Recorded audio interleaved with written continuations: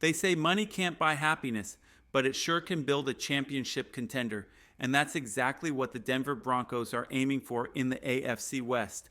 In this video, we're breaking down how the Broncos have reloaded their roster and front office, putting themselves in a strong position heading into the season. We'll dive into the smartest moves they've made, analyze projected win totals, and look at how Sean Payton is set to make a serious impact. There's a lot to cover. Let's get into it. Recently, a chart ranking NFL teams by owner wealth made waves on social media, and it's no surprise that the Broncos stood out. The Walton Penner ownership group has unmatched financial power, reportedly worth more than several ownership groups combined. But it's not just about the money, it's about how it's being used. What separates Denver right now is the synergy between ownership, the front office, and the coaching staff.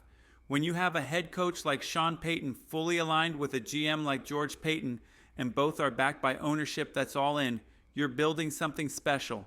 It's the golden formula in the NFL: coach, GM, and owner, all pulling in the same direction. This isn't a case of a rich owner spending recklessly.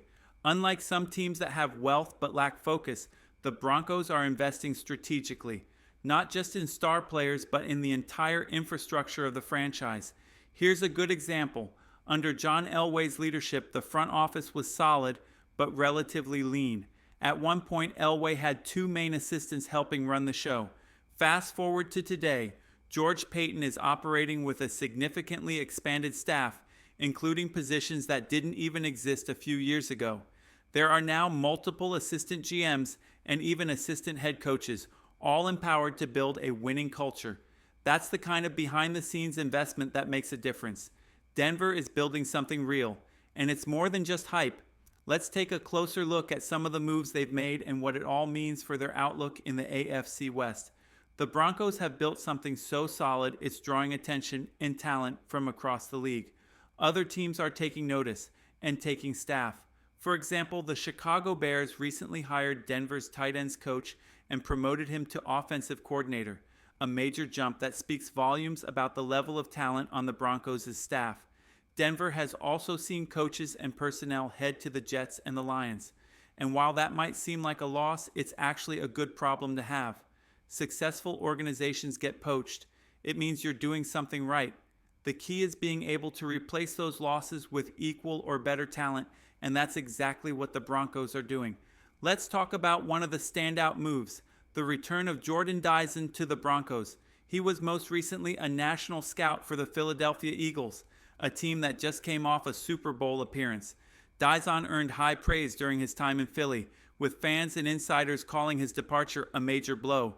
Former players have even called him the hardest working scout they've ever known.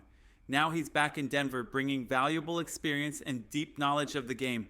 Plus, he's already familiar with the Broncos and GM George Payton. This is a clear win for the franchise. Losing people like David Shaw or Muggy, a nickname used internally, becomes a lot easier when you're replacing them with high-level professionals like Dyson. And it doesn't stop there. The Broncos are also making smart internal moves. A healthy organization doesn't always look outside for leadership. It promotes from within. That sends a strong message to everyone in the building. Hard work pays off. One such promotion involves Burkett, a longtime collaborator with George Payton dating back to their days in Minnesota.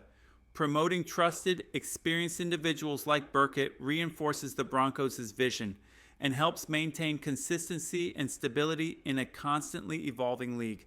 This kind of front office strength is the foundation of lasting success, and it's clear the Broncos are building for both now and the future. Not long ago, rumors were flying that Sean Payton and GM George Payton were headed for a power struggle, that Payton would eventually push Payton out, but those stories couldn't be further from the truth. In reality, the two are completely in sync. During the pre-draft press conference, they even joked that they finish each other's water bottles. That kind of chemistry isn't just rare, it's exactly what successful franchises need. A head coach and GM working in lockstep sets the tone from the top down, and that's clearly what's happening in Denver. This unity is one of the reasons why national analysts are starting to shift their tone. ESPN's Adam Schefter recently made waves by saying it's not a lock that the Kansas City Chiefs will take the AFC West again this year, a bold statement considering the Mahomes era. Schefter believes the Broncos are one of the top teams poised to challenge them. And this isn't a long shot take, it's a real expectation that Denver could shake up the division. NFL.com also spotlighted the Broncos in a major feature, calling them a team to watch and predicting that they'll come out of the gates fast this season. Compare that to last year's rough start, 0-2, including 2 brutal road games on the East Coast with early kickoff times. Historically, the Broncos haven't done well in that spot, but they pulled off back-to-back wins and nearly flipped the narrative. That grit is now being matched with better preparation, improved depth, and a fresh start under Peyton. Analysts are predicting a return to the kind of home field dominance Denver was known for during the Elway era, where playing at altitude wasn't just a challenge, it was a weapon. The early part of the schedule sets the stage, a rookie quarterback with limited weapons, followed by a Colts team still trying to find its identity, and then the division matchups begin. It's a setup that could help the Broncos start strong, and that momentum could carry deep into the season. And here's the real vote of confidence. The NFL has scheduled the Broncos for 5 nationally televised games, with a possible 6th depending on late season standings. That's not by accident. The league clearly sees Denver as a serious contender. A fast start feels not just possible, but likely for this Broncos team. And even though the schedule throws a major challenge their way in October, the outlook is still strong. The Broncos will face a 4-game stretch in October without a single home game. Some analysts have pointed to that as a potential stumbling block, but here's why it might actually work in their favor. October has historically been Sean Payton's best month as a head coach. Payton thrives once he has enough film to study. His game planning is elite and he consistently stays one step ahead. Even legendary coaches like Bill Belichick have pointed out how difficult it is to prepare for a Sean Payton-led team. He's aggressive, creative, and knows how to exploit every inch of the field. This year, Denver has the weapons to finally support that kind of scheme. For the first time since Julius Thomas, the Broncos have a legitimate threat at tight end. The addition of Evan Engram gives the offense a new dynamic, a reliable target who can stretch the field and force defenses to adjust. Last season, opposing teams didn't even need to respect the tight end position. Linebackers could stay home and clog the run game, knowing the tight end wasn't going anywhere. That's no longer the case. Now, with Engram in the mix, alongside a potential 1,000-yard rusher and a versatile wideout like Courtland Sutton, this offense is suddenly balanced, unpredictable, and dangerous. That's why outlets like Sleeper NFL are calling the Engram-Sutton duo a sneaky good pairing. And they're right. Engram has the ability to open up the entire offense and create mismatches all over the field.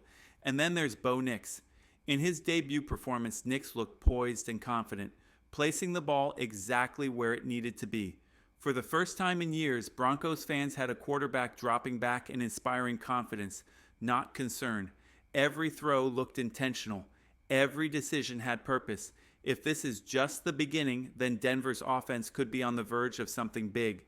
Now that the Broncos finally have the right weapons in place, this is the most exciting time to be a Denver fan in years. Sure, landing Peyton Manning was a legendary moment, but everyone knew that window was short. Now, with Bo Nix under center and the team built for the long haul, this feels different. The Broncos aren't just building for a run, they're building for a decade. And if Sean Payton continues to draft like he has, the ceiling just keeps rising. Let's talk expectations, because the betting markets are showing something we haven't seen in a long time: confidence in Denver. Looking across the schedule, the Broncos are favored in the majority of their matchups. Even in games where they're listed as underdogs, the margin is razor thin, usually just 1 or 2 points. Think about that. The Broncos are projected to be competitive in nearly every single game this season. Take their matchup against the defending Super Bowl champions. Denver's only listed as a 4.5-point underdog on the road. That's huge respect. And when they face the Chiefs at home, the line is nearly a toss-up. Even late in the season, during a grueling road stretch and a Christmas Day showdown, the Broncos are still being given a serious shot. It's not just hype, it's what happens when a team's been rebuilt the right way, with a smart front office, a proven coach, a promising quarterback, and real depth across the roster. Last season, most of the Broncos' losses came in tight, one-score games, but their wins? Many of those were decisive blowouts. This year, the margins are even thinner, and the team is stronger. That tells you all you need to know. Denver isn't just back, they're built to contend.